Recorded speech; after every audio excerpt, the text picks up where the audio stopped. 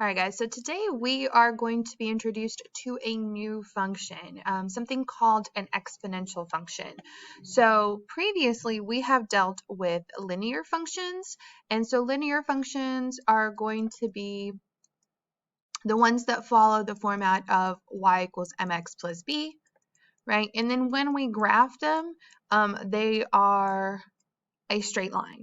Now, an exponential function is going to look a little bit different. And what makes it different is the fact that it's going to have the x in the exponent. Okay, so notice here I have my x next to my m, and here I have it in the actual exponent. And so when I graph it, the change between x values is not going to be the same. It's going to grow, right, exponentially. So it's going to increase by a different amount every single time. And so it's going to result in two different types of functions. So we are going to have a growth, right? So growth means that it's going up, so it's going to look something like this.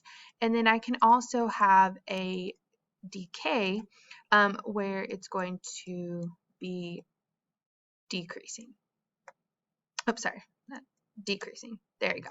Okay, so how do I actually graph these? That's the focus for this part. So when you guys type this in, you're going to, if I want to graph something like ay equals 2 to the power of x, so you have a couple of different options to do your exponent.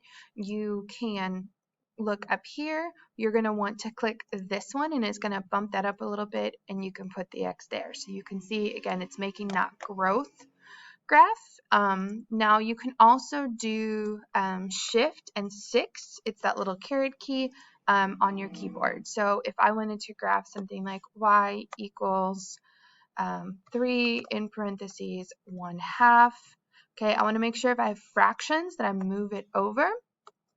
And then again, I can use shift 6 and to the power of x.